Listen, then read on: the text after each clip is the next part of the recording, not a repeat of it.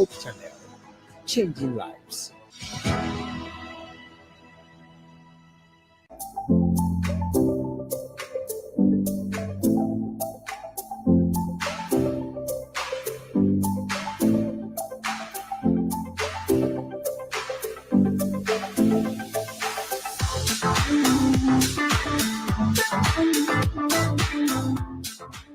Exciting episode of Real Talk here in the studios of Hope TV Ghana, your preferred and favorite Christian channel. It's another beautiful Wednesday. I'm coming your way again with yet another interesting conversation, a very dicey one, if I should say. And I am hoping, as usual, that at the end of this discussion, we can help the individual that sent in her story and anyone else going through similar situations. Again and again, please, if you do have a story to share with us or even a topic for discussion, kindly send it to us on our WhatsApp number or our social media platforms. You can send it to us via Instagram, via Facebook, or even email it to us. And we will find you just the right people to have the right conversation. We are live on Facebook, Hope TV Ghana, and YouTube, Hope TV Ghana. Stream live, join the conversation by leaving your comments under the comment section. And I will make sure I read your comments as the discussion goes on.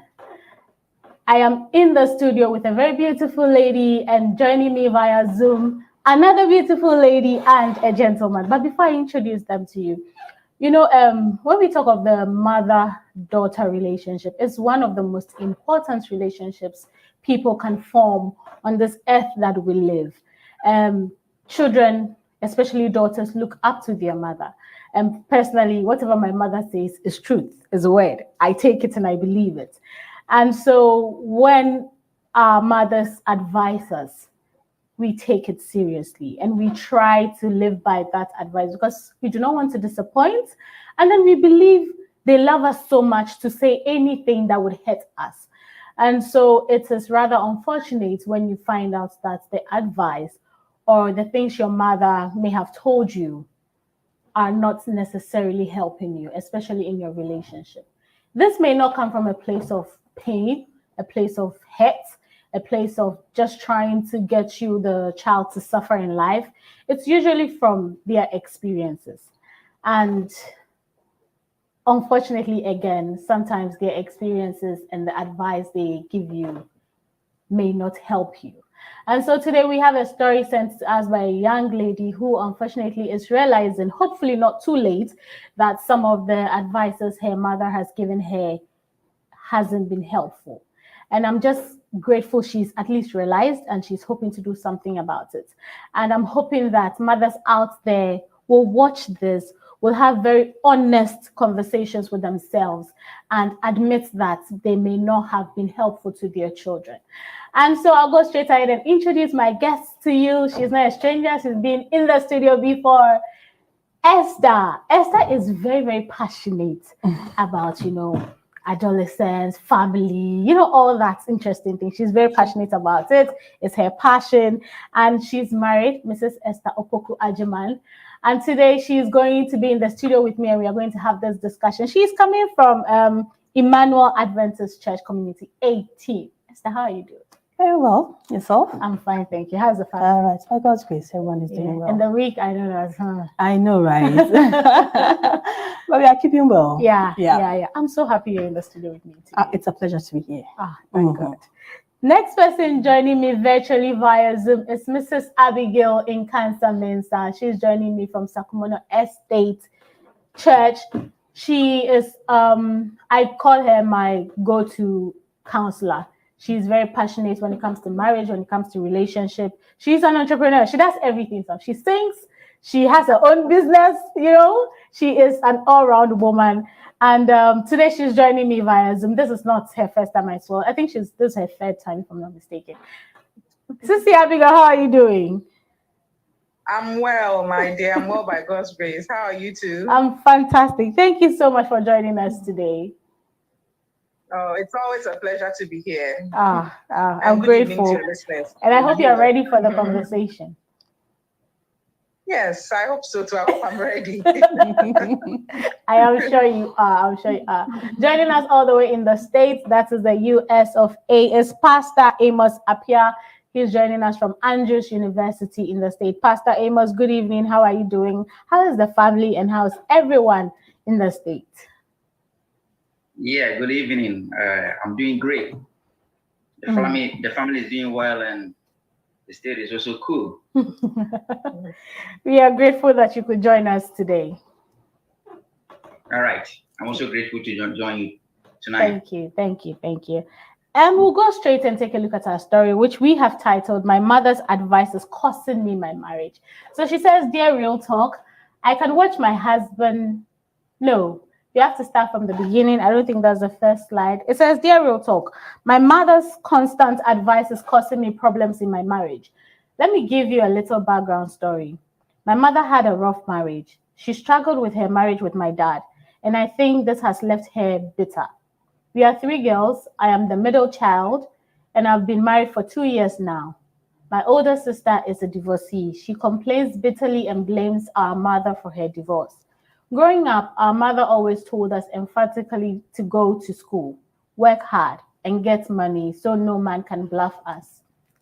She stressed how it was important for us to have our own money, which in itself was not a bad idea at all. But I'm realizing that her reasons were not from a safe place. She always preached walking into marriage with one leg already out so you can quickly walk out when there's a problem. My mother advised me to keep a separate bank account without letting my husband know. She insisted I give only 50% of my efforts in the marriage so I won't feel used when my husband decides to leave me. Even though I'm married, I still think like a single woman. My plans cover myself and our little baby girl. My husband is a wonderful man. He's trying his best for our little family. He's giving his all. Yet I operate with the mindset of someone who is not fully invested in our marriage. There's always this fear of him leaving me and finding myself losing out. I am even preventing myself from loving him completely as the Bible teaches us to do. I can watch my husband take care of all the bills at home and I'll have money to support. But I grew up with a mindset that a man must pay all the bills regardless of how much money I have. And that if I start contributing and helping, he will take me for granted. I see the toll this is having on my marriage. We don't have the bond I wish we could have. I have noticed that most of my girlfriends also have this mentality. I believe our mother's generation are advising us from a place of pain and trauma and not from a place of healing and positivity. They are unfortunately using their experiences to shape our minds on marriage. I don't think we have to enter marriage with an exit plan already. I write because I have to unlearn these traits and do better with my little girl. Okay. So we have our story for us. She cited quite some serious example. And the fact that her older sister is a divorcee who is blaming their mother shows precedence that her advice unfortunately hasn't gone on well for her daughters. And she has a little sister, so the woman has a last born who is also a girl, and she now has a baby. And looking at the generation, the trend and the way it is going to be a family trouble, if I should say. So I'll come to you, Esther. I would ask, what is going through your mind as you hear this story? What is your take on the story? Are you seeing what is happening? What is going through your mind right now? I am definitely seeing what is happening, Evie, because her case is not an isolated case. In fact, we have several issues we are dealing with presently that are very, very similar to her story. You know, the mindset with which people enter into relationships. And then I feel that there are several parties that have failed her. Okay. And she also, in some way, has failed because it is not safe to get counsel from just one source. It is better to get it from several sources, and you weigh and have the spirit of discernment to decide on which counsel is best for you. Unfortunately, it appears she relied heavily on her mother's counsel, and that has failed her. I'm also saying several parties because even counselors, somehow, I would also shift the blame a little on them in adequately preparing her and her mentality for marriage. Obviously, she entered with a one-sided view of how things should be, and so that's why I would say I feel like several parties have failed her. But let's hope we can discuss this because it's so real. I mean, this is the second time I'm coming on your show, and every story I have followed so far is something that I can easily relate to because I know someone who is also going through the same problem. So let's hope we can advise the young ones, and we can also advise the older ones. Let's hope so. Let's hope so. We can only hope. Sister Abigail, what's going through your mind? I mean, hearing the story with her example and how she's been living in her home as a married woman and the stress and the toll the man has because of this behavior. What is your general take on this story?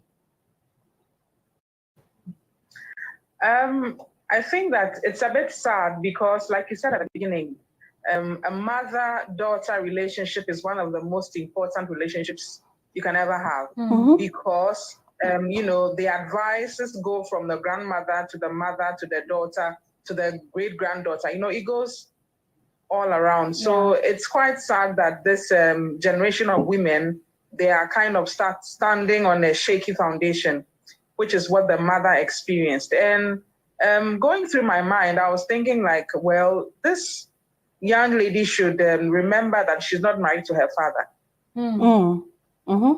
she's married to someone else. So she would have to be mindful not to be living in her parents' marriage in her home.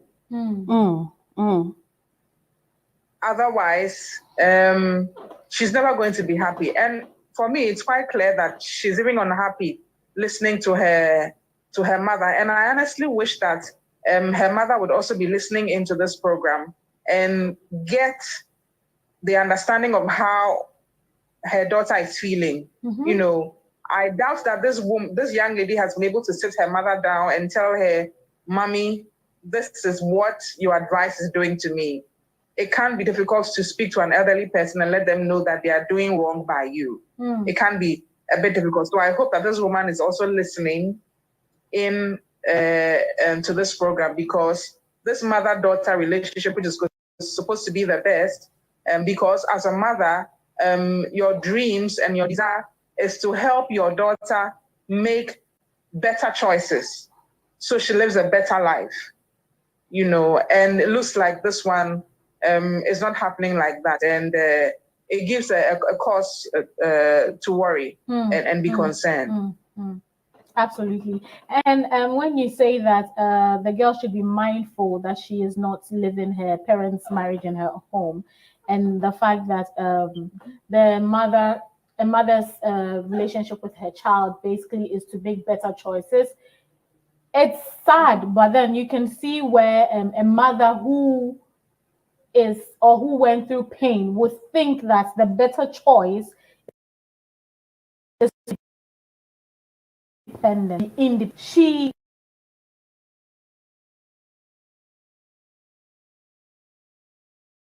the rule as the rule, and so now her advice is, because I didn't get this and I suffered, it is best that you have this and you don't suffer. But you can see how wrong it is and how she's trying to flip it, and it's totally wrong.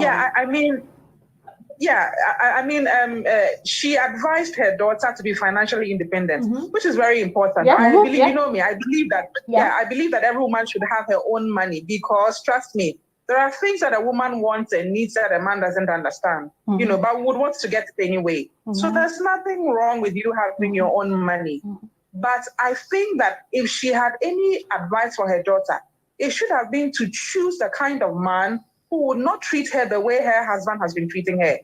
So that is where the advice should start from. Yes, make your own money, but in your choice of a husband, make sure you choose someone who will not treat you the way my husband has treated me. So that in that relationship, you go all out and give in that relationship, because you know that you have made a better choice of a husband.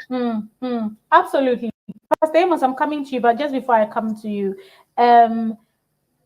fortunately, her daughter found the man who wasn't like her father or her mother's husband. But because of the constant, don't do this, the good man is suffering the consequences of her mother's bad marriage. Pastor Amos, I'll ask for your general take on the story and what is going through your mind as you're listening, and then we can delve deeper into the discussion. All right, thank you very much for the question and my general view concerning this topic. It's a kind of delicate topic to discuss here. And looking at the story critically, I can see that I'm not having the side of the man. We are having only the side of the woman. And I am deducing some important point here that, number one, she has some kind of fear in her marriage based on her mother's advice. Number two, she is operating on two opinions: how to lead life peacefully without a man disturbing you. And she thinks that it's based on money, which of course is not the case. Another instance is also that she thinks that she is in a marriage, however, she is behaving like a single person. And she is also operating on a single base, based on the fact that she is in a marriage with 50% input, leaving 50% away, which of course is giving her problem. Now, my concern here is that we have to look at this critically, in the sense that her mother's advice shouldn't be the basis for her marriage. I don't know how she met her husband, and I don't know the kind of love that she has for her husband. But I don't think she loves her husband based on her mother's advice or her mother's experience. I know that there might be something about the husband that she loves so much. Meanwhile, she didn't give us what the husband is doing to her in terms of treating her based on the premises that the mother has set on money matters and then also on taking good care of her. If the husband is able to do all those things, then why should she base on her mother's advice and operating on 50% share in the marriage? Another thing that I also want to emphasize here is that like mother, like daughter principle that most of our women always do in terms of bringing up our ladies is something that we need to look at it critically in the sense that each of us have our own worldview. My worldview will be different from your worldview. You see, the mother's worldview is different from the daughter's worldview. So why do we bring all these worldview together as we move along to the future?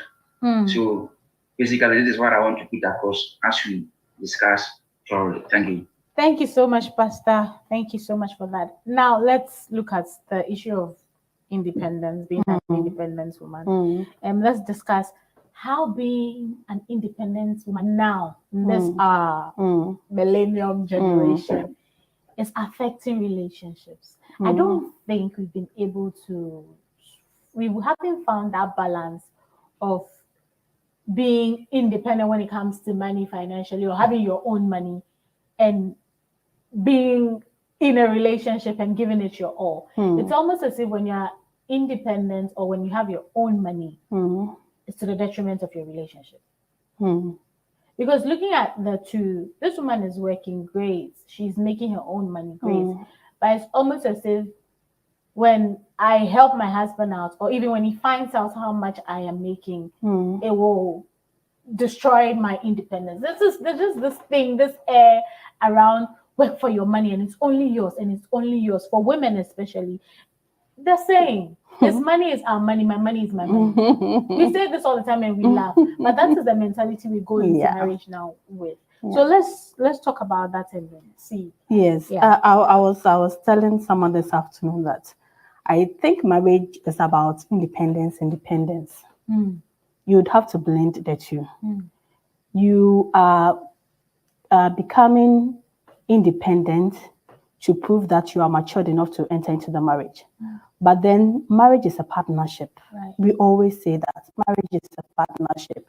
And so you are learning to be dependent on the person you are building that partnership with. Now, this issue of independence will be, independence will be an issue for people whose background is similar to our sister. You know, she's coming from a background where she saw how dependence on a man negatively affected her mother.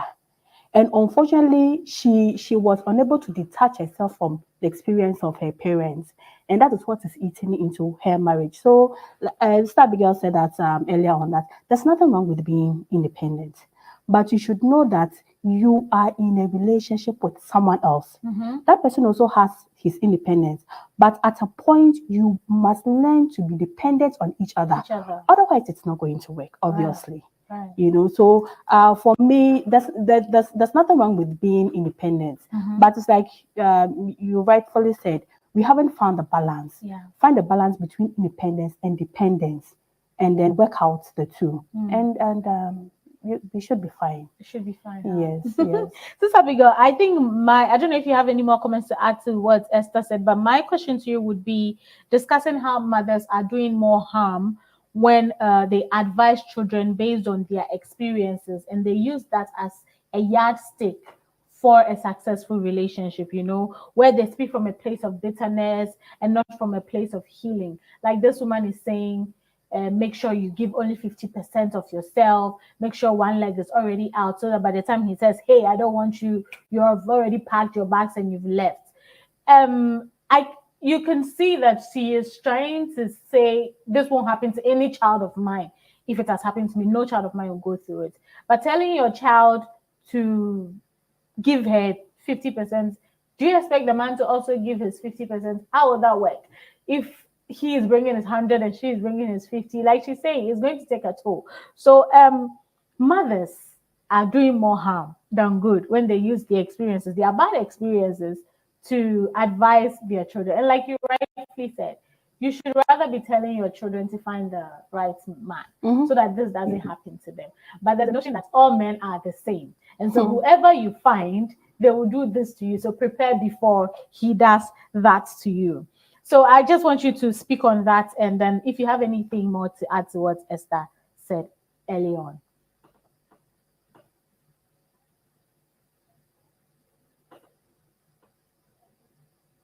Are you muted? Sorry. Yeah, I was muted. So to add to what Esther said, first, there's a way the world defines an independent woman. And there's a way the Bible defines an independent woman. There's a way a single person defines independence. And then there's a way a married person defines independence. These persons cannot all define independence in the same way. Like I always tell my young girls, you don't have to get married. You don't. It is not a sin to decide not to get married. Right. But when you decide to get married, be ready, and you're a Christian, be ready to go by the principles of marriage as stated by the Bible.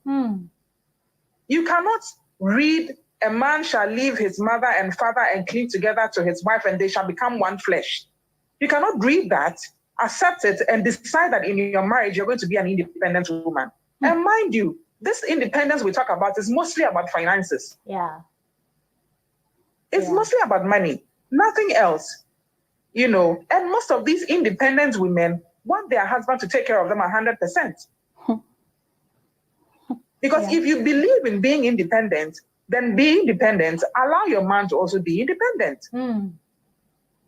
So that we are both living independent lives in a home. And you know that is a recipe for disaster. Yeah.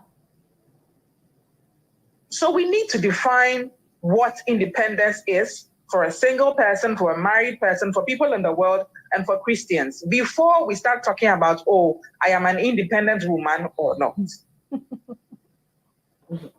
And then to the question about mothers passing on, you know, I think that it wouldn't be fair for a mother to transfer her bitterness onto her daughter.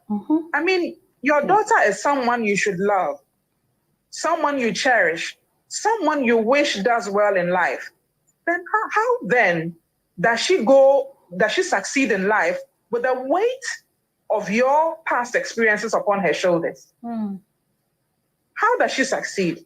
You know, so whatever bad experience you have had, I think that as a mother, it is your responsibility to make sure that, like I said before, your daughter and your granddaughters they live better.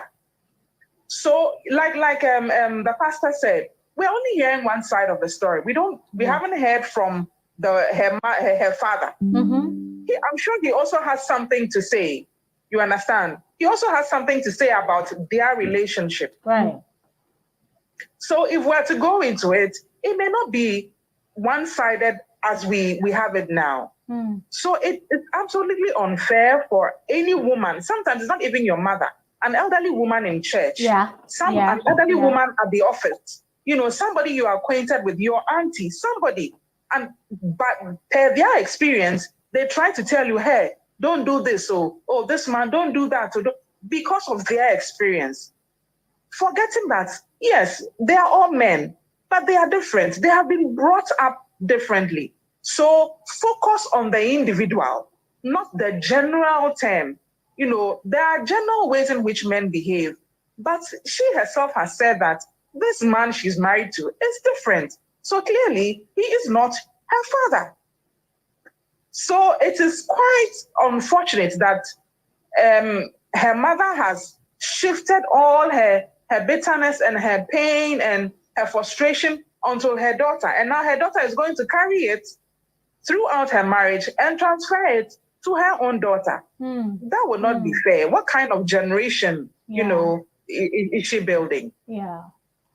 And if I may come in, so she mentioned that she's seen this same ideology with her friends. Yes. And at the beginning I told you that we are dealing with similar issues. We are advising couples and all that. It's so real. People go into marriage and they go in with the idea that I am going to make money for myself. I am going to have some kind of insurance so that just in case something happens to me. And it's quite unfortunate, because that's why at the beginning I mentioned that if the lady had spoken with maybe several other people, she would have had more advice than from her mother alone. Because I'm sure there are women who have been successful in marriage and can share one or two things with her. But see, what's even scary is that she went in with a predetermined outcome of her marriage, that it's going to fail. So let me prepare myself. The power of the mind, the power of this mind. That's why somewhere in the book of Daniel, it says, Daniel purposed in his heart. The power of this mind.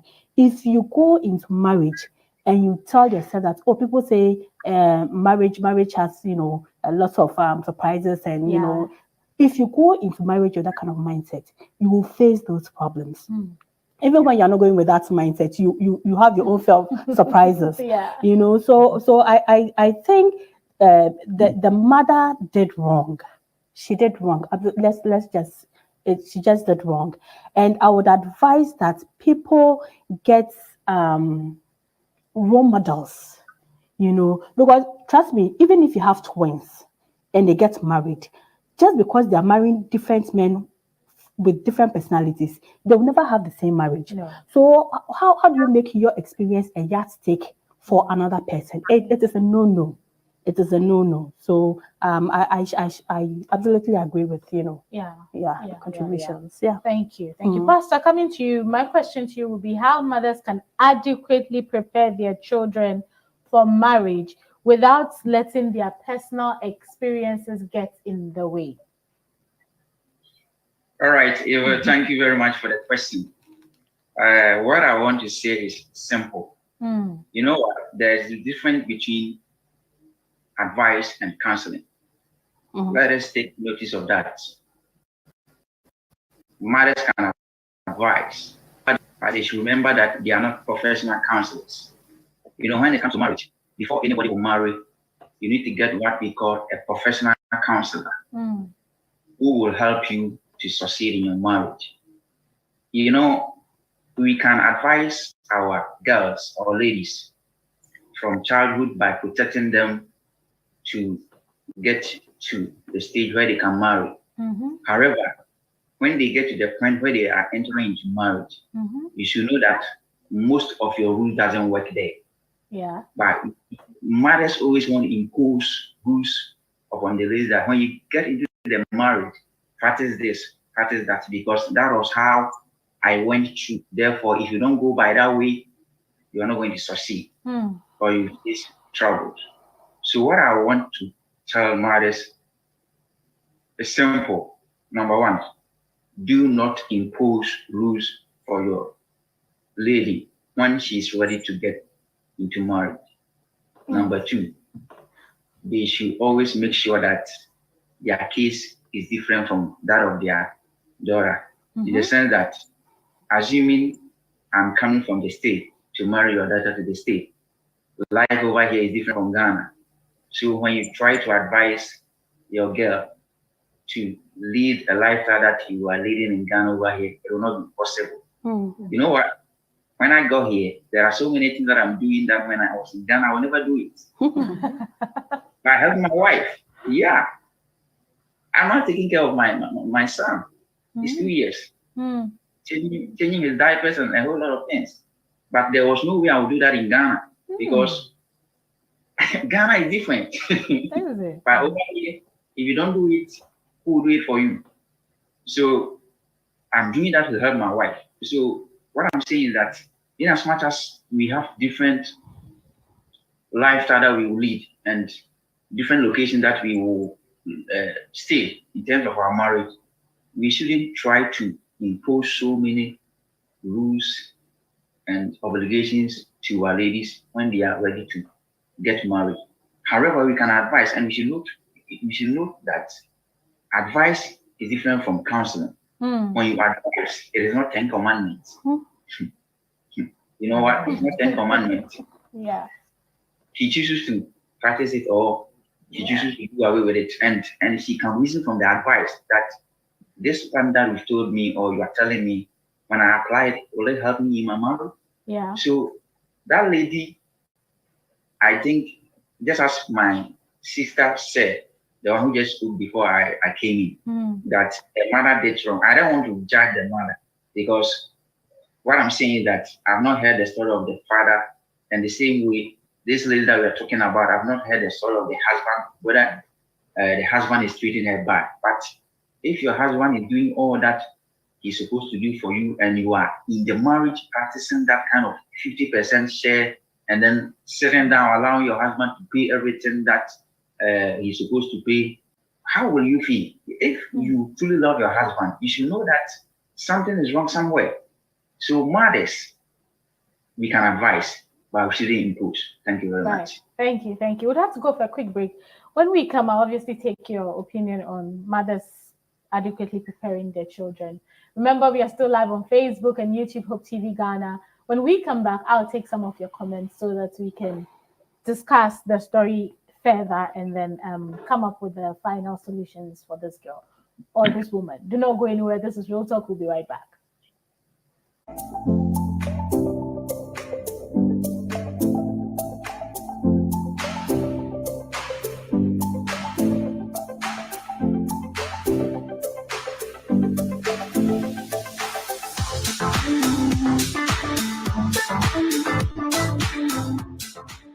Nya onyankopon hwehwa ne se onipa bia bedi yie e wasase so eno ti adwuma bia wo ye no ohia ho nimdie ene nkyerɛkyerɛ papa mpanifo se sanwa beba kontomre enkwan ani a na eginemu nam so eno nti na Hope Channel edi dwuma dia ye frɛ ne se Business Forum abrewo ya wada nwumre no nwotwe bia me kyerɛ 8 pm hia me na nakwa mesika me ne mpanifo a waben no wadosukɔ e wo sikasɛmu adwadie mu any enwuma mu besi nkonya ni amaw nkyerɛkyerɛ papa a ɛbɛboa na nso watimi atumpɔn piao.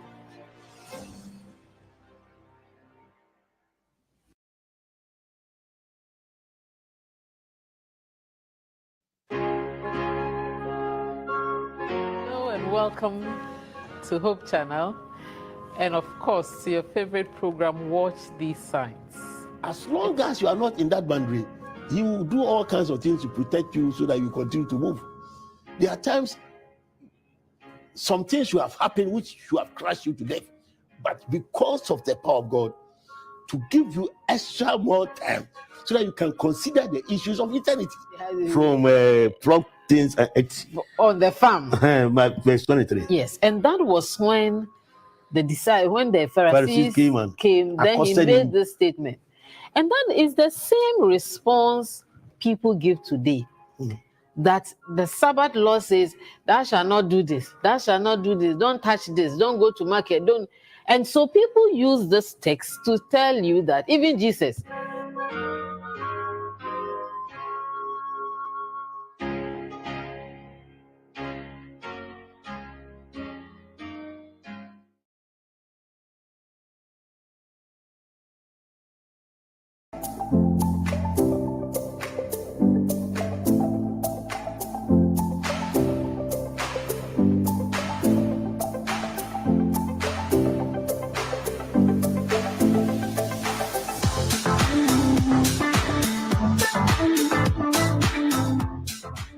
We are still in the studios of Hope TV Ghana, coming your way with Real Talk. My name is Evie, and I have been having a fantastic conversation with Esther, Abigail, and Pastor Amos.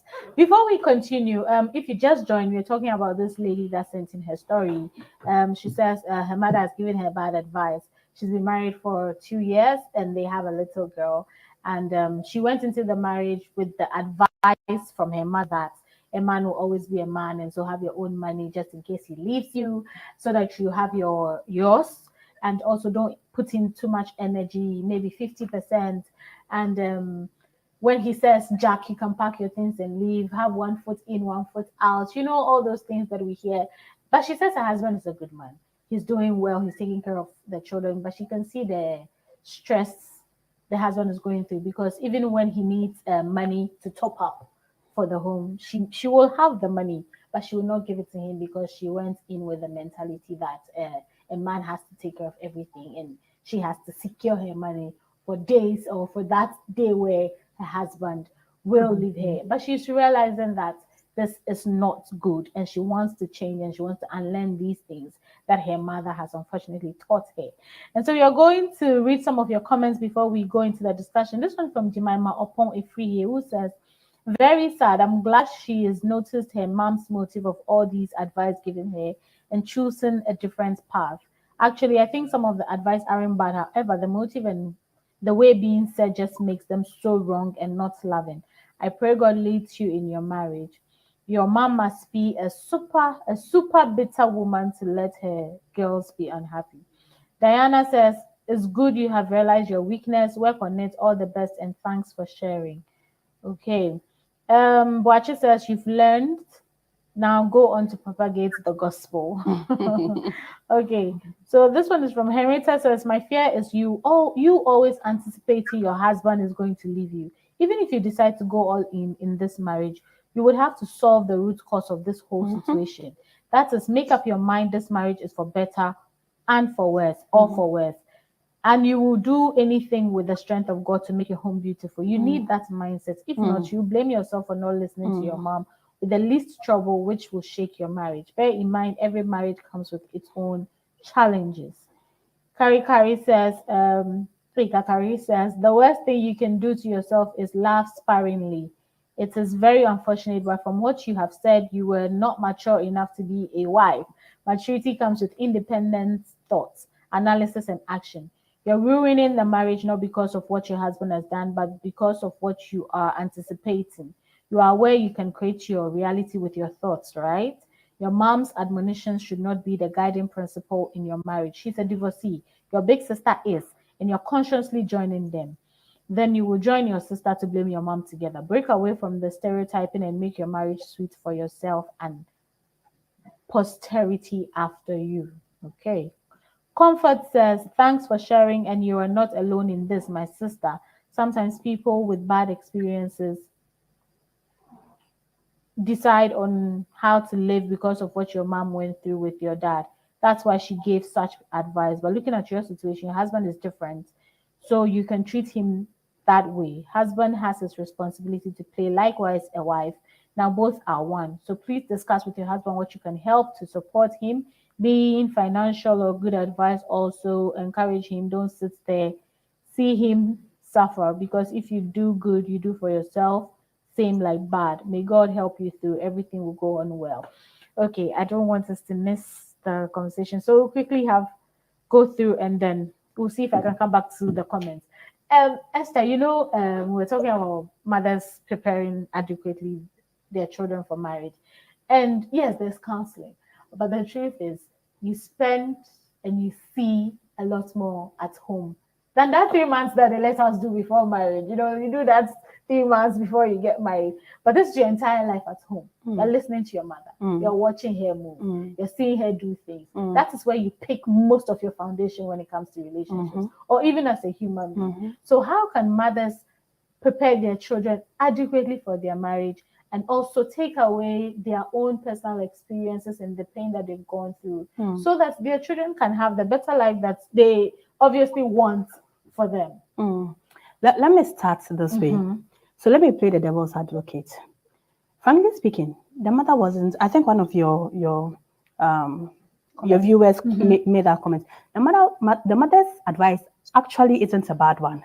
It's the bitterness that is attached to it that's making the whole thing toxic. But it's not a bad advice to tell your daughter to be prepared for anything at all. In this case, she asked her daughter to be prepared for the worst. And that is where I say the whole thing is skewed. So you prepare her to make things better and prepare her for the worst. Frankly speaking, I mean, the mother could be right. The man can surprisingly, change.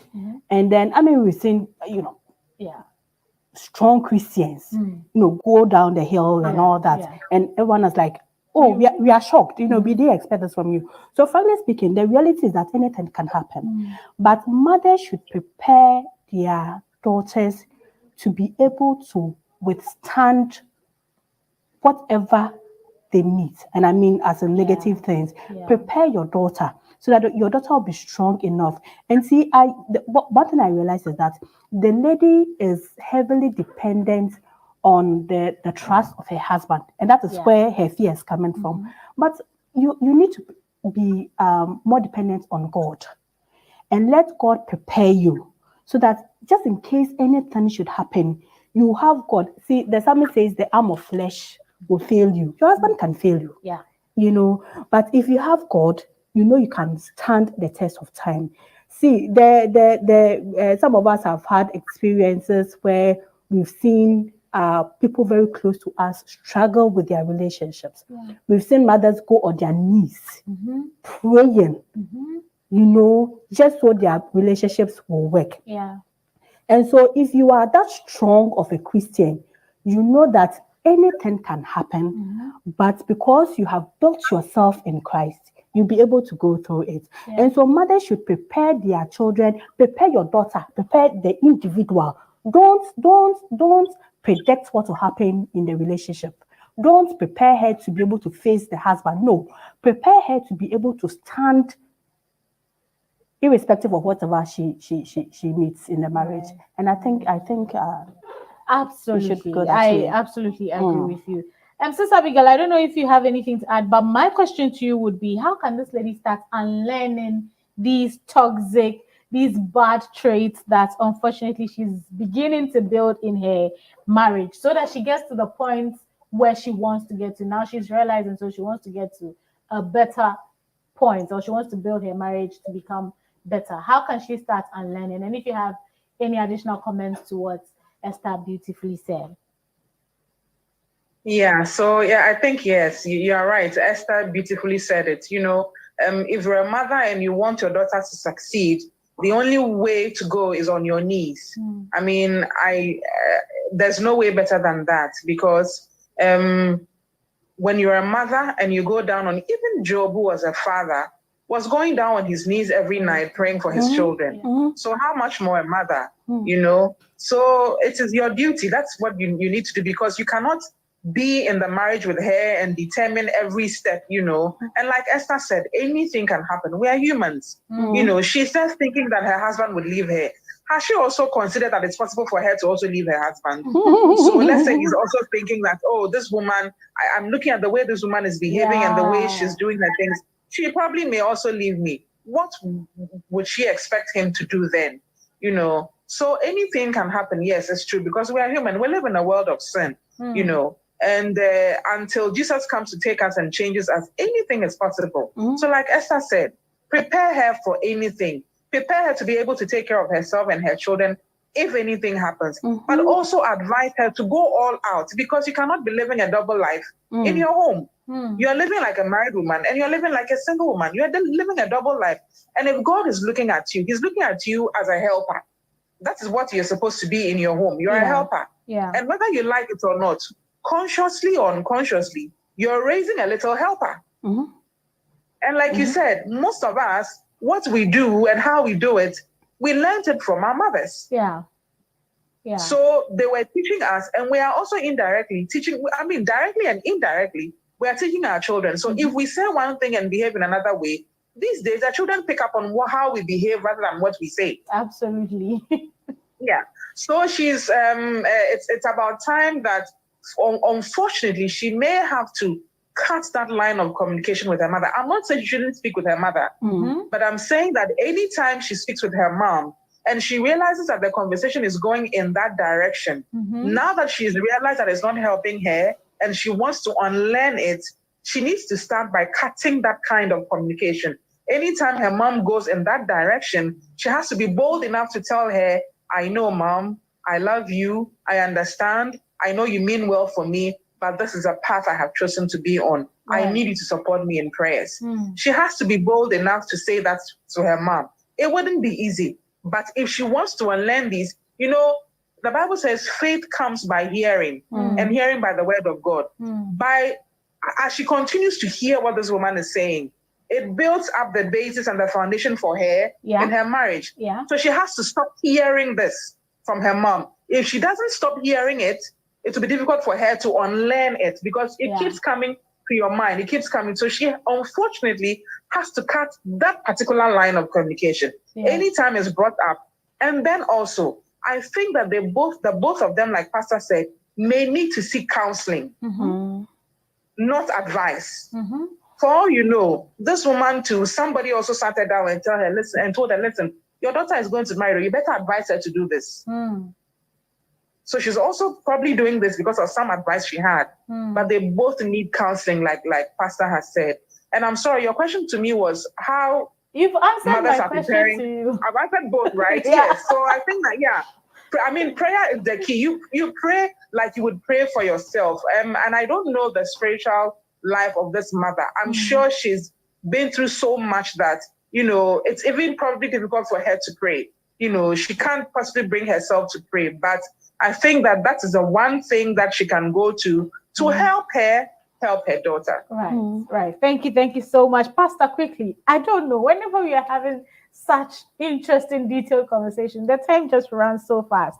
So, Pastor, my question to you would be, what would be your recommendation for her and then her other sisters? And how can they manage their relationship with their mother to prevent further misguidance, if I should say? All right. First of all, I just want to say that forging ahead, he should, the lady or she and her other sisters, they should stop discussing their marriage matters with their mother. From time to time, anytime they are having a conversation with the mother, they shouldn't bring in marriage matters. Whatever their husband is doing to them, there's no way that they should discuss it with their mother. Secondly, just as Abigail said, I think they need professional counselors. I don't know who counseled them before they entered into marriage, but they will need a professional counselor who also assist them in forging ahead in their marriage. Again, when you are married, you are independent. And that independence has to do with you and your husband. Parents doesn't come in.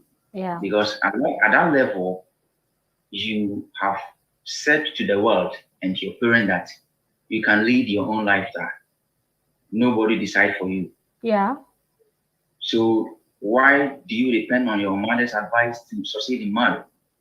That's another thing that I want to put across. More so, they should limit that kind of cultural dependency.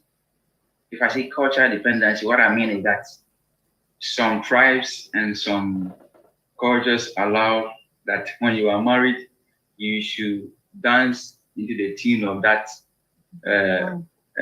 cultural system that you see.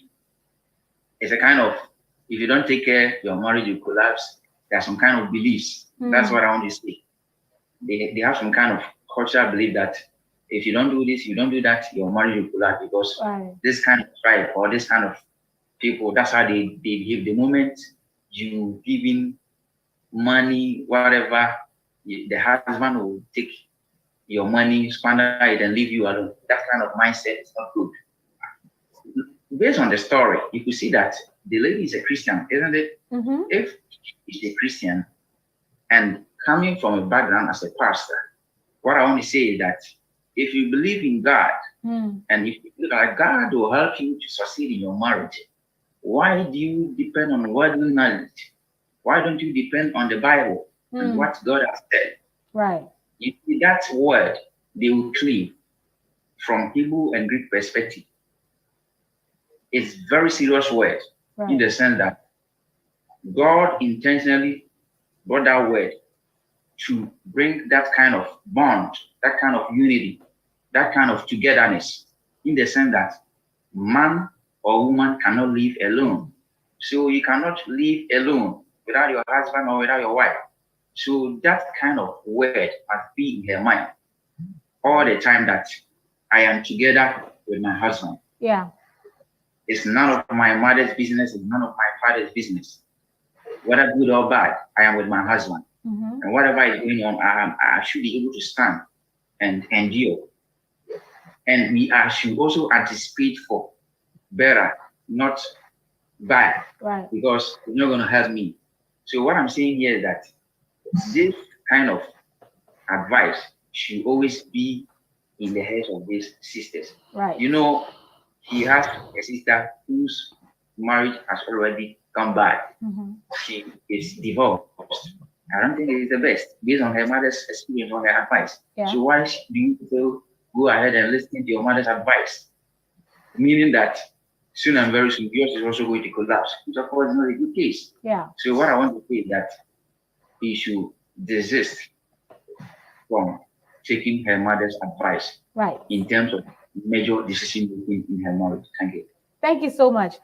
Esther, very quickly, your recommendation for the girls as with regards to their relationship with their mother, and then your final words.